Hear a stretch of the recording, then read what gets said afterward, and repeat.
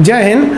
आप में से बहुत से लड़कों ने कमेंट कर करके ये बात पूछा कि सर टूर ऑफ ड्यूटी को अच्छे से समझा दीजिए।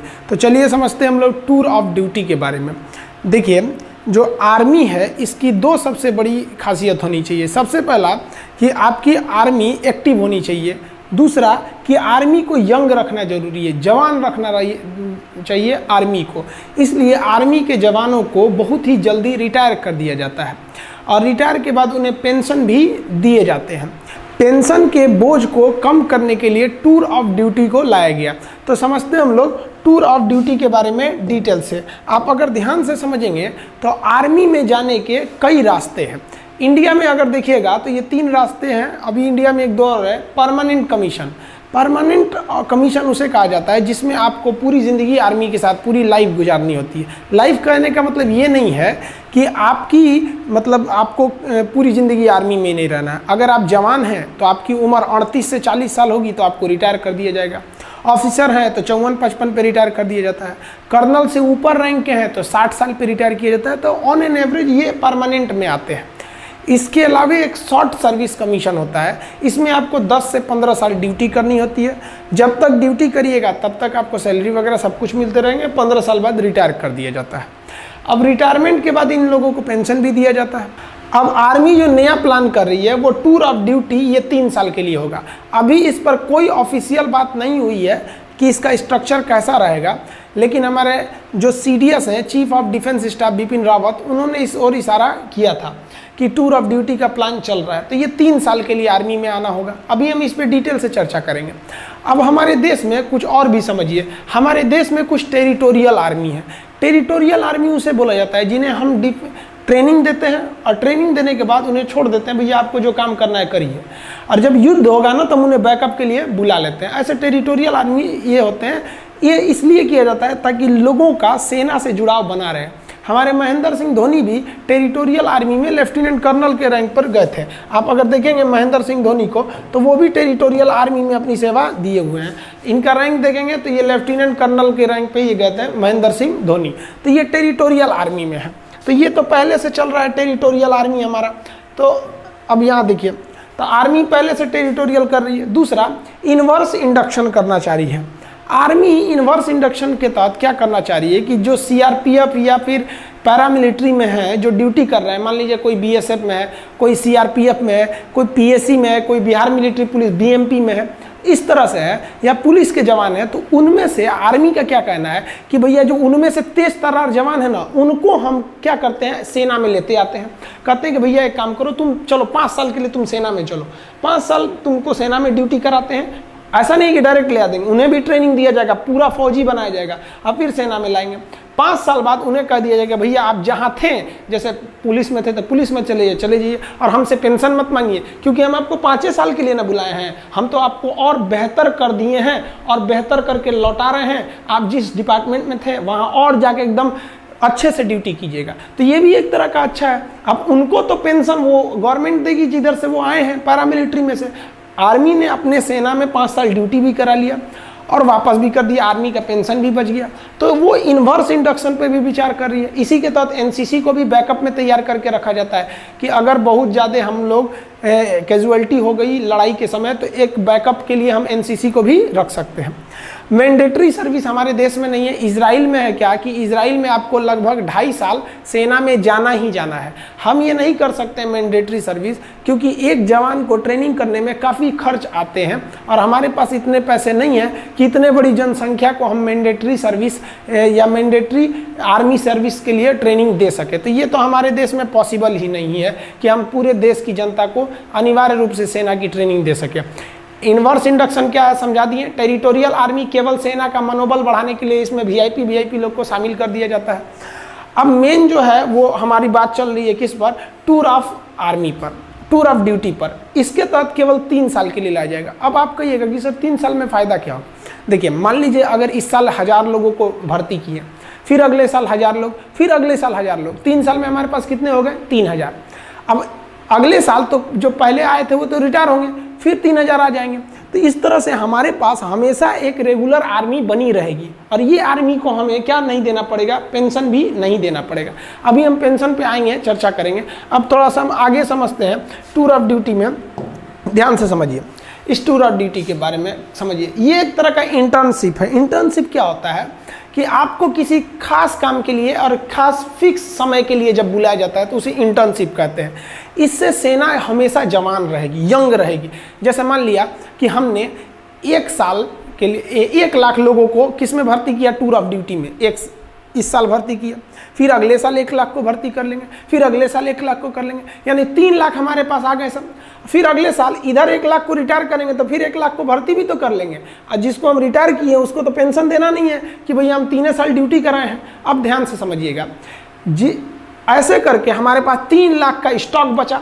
और ये 3 लाख की जो आर्मी है एकदम यंग है। 18 साल के लड़कों को भर्ती करेंगे, 18, 19, 20, 21। तो ये 3 साल का, 18 से 21 साल का, 18 से 21 साल के लड़कों को शादियों भी यहाँ नहीं हुआ रहता है, एकदम यंग गर्म खून रहता है। अब बॉर्डर के फ्रंट लाइन पे खड़ा करेंगे ना, देशभक्ति राष्ट्रवाद तो कूट कूट के भरा है, समझ में। अब जैसे कोई परिवार वाला आदमी है, सेना हमारे हर उम्र के जवान बहादुरी से लड़ते हैं, लेकिन जो 40-50 साल एज हो गया उन पे जिम्मेदारियां हैं, उनके बाल बच्चे हैं, वो भी इंसान हैं, वो भी हमारे लिए लड़ते हैं।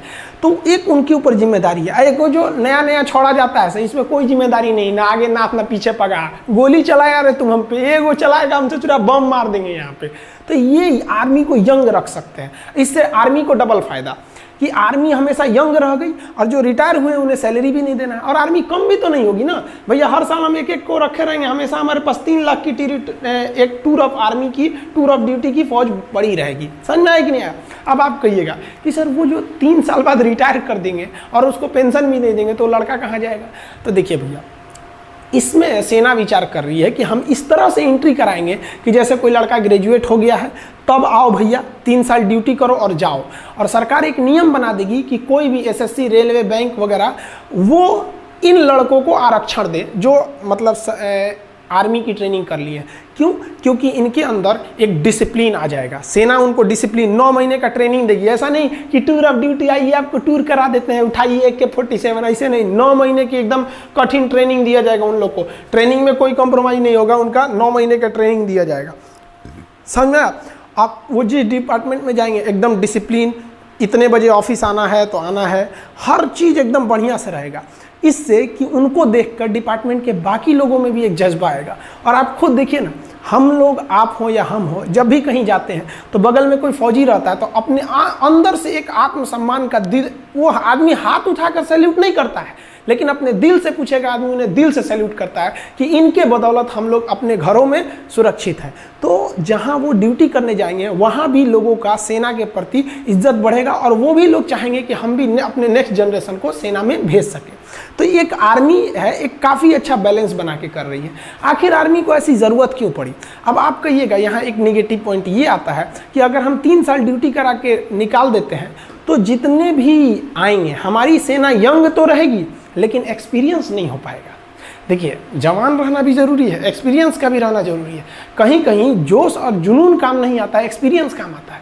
तो इसीलिए आर्मी विचार कर रही है कि हम अपनी आर्मी में 40%, 30 से 40% फौज को टूर ऑफ ड्यूटी के तहत रखेंगे ताकि ये लोग जवान रहें, और बाकी 60% फौज हम फुल परमानेंट सर्विस वाले रखेंगे ताकि इनके पास एक्सपीरियंस रहे। तो आर्मी हर तरह के मैटर पर विचार कर रही है। याद रखिएगा, अभी ये विचार हो रहा है, कंफर्म अभी नहीं हुआ।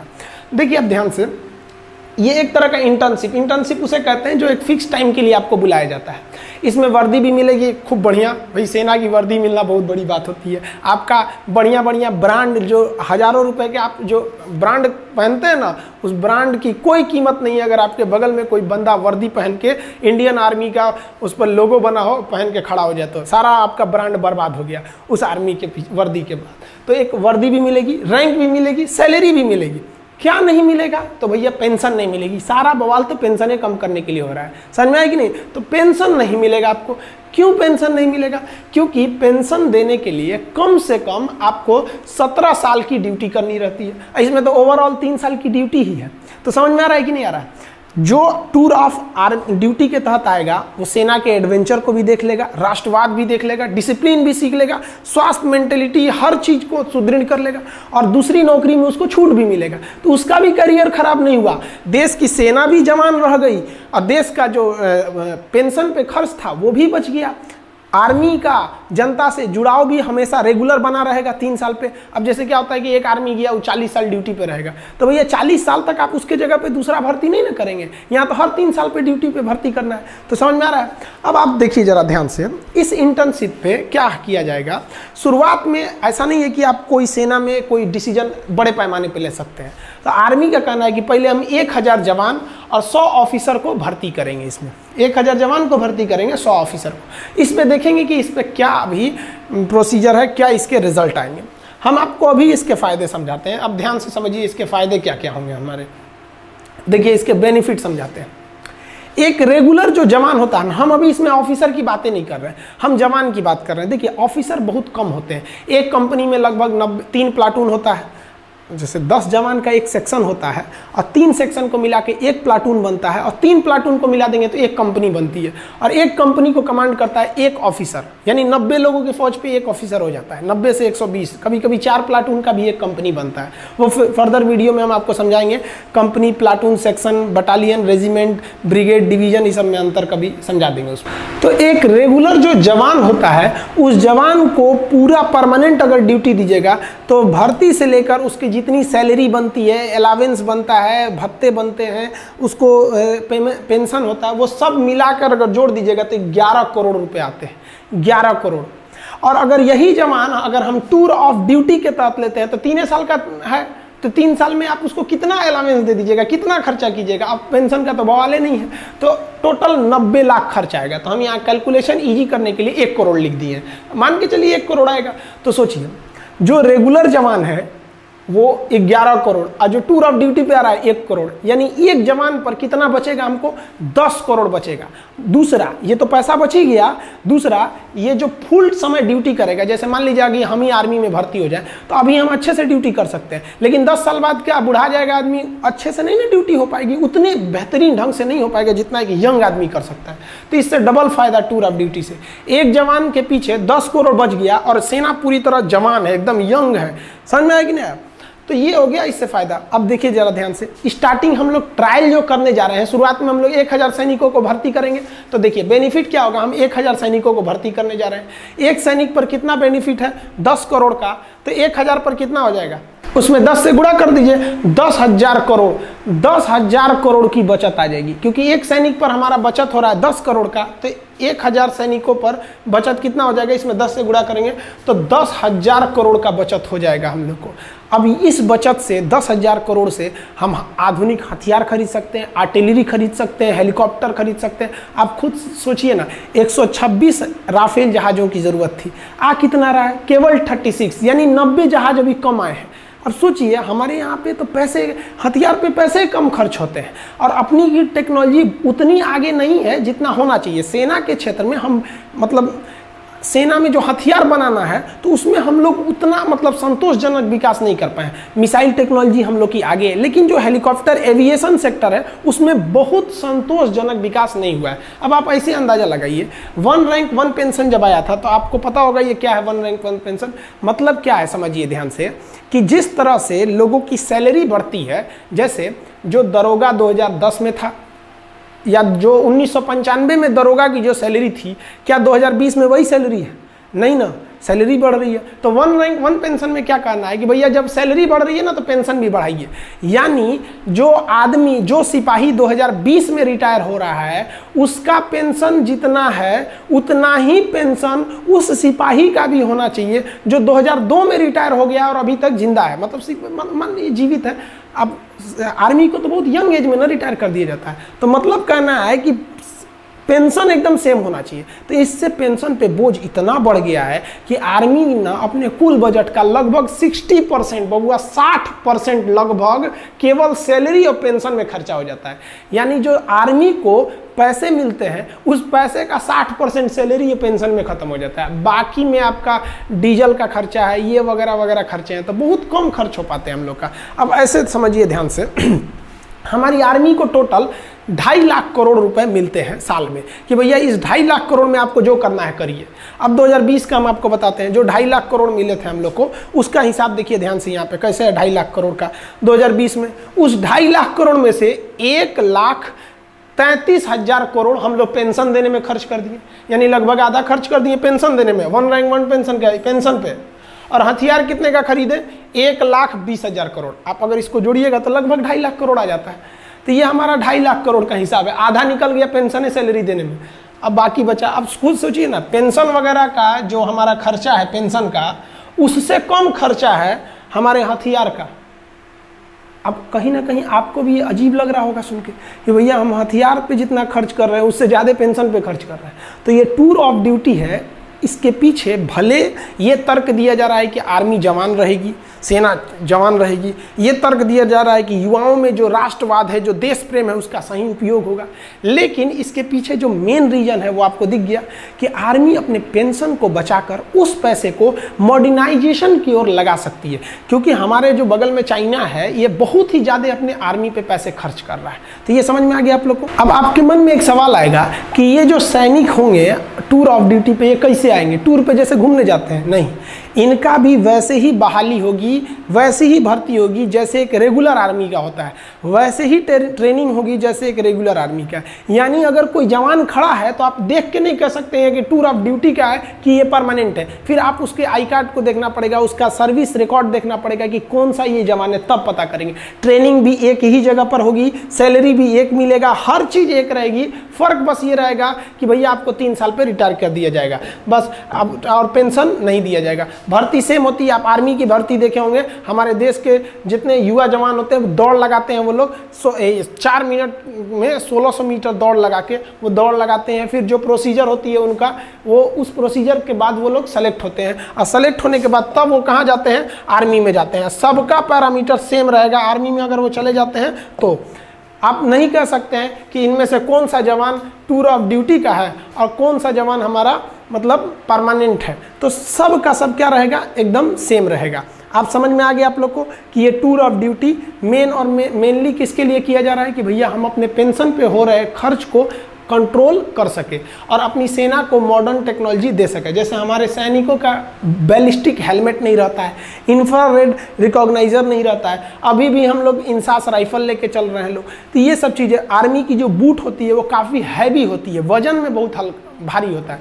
अभी कई ऐसे बूट आ गए हैं आर्मी के पास, जैसे अमेरिकन सोल्जर का दिखेगा तो बूट बहुत मजबूत रहता है, जूता, और भारी नहीं रहता है। हमारे सैनिकों का बूट मजबूत है लेकिन भारी है।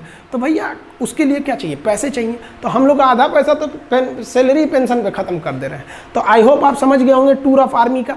बाकी आर्मी में हथियार वगैरह कौन से होते हैं, कैसे आप देख सकते हैं, देख के कैसे पहचान जाएंगे कि AK-47 है कि SLR है कि 303 है कि इंसास है, पिस्टल, माउजर, इस सब में क्या क्या डिफरेंस होता है, इस सब के बारे में हम आपको वीडियो बना देंगे। बहुत से लड़के कर रहे हैं प्लेलिस्ट बनाने के लिए, तो उसको भी बना देंगे, और प्लेलिस्ट में हम आपको डिफेंस में आपको हर एक चीज़ हथियार वगैरह के बारे में भी समझा देंगे, ताकि युवाओं के प्रति एक जिज्ञासा रहती है कि हमारी आर्मी क्या कर रही है। आई होप आप समझ गए होंगे। समझ में आया? एक सैल्यूट हमारे भारत के वीर जवानों के लिए। जय हिंद।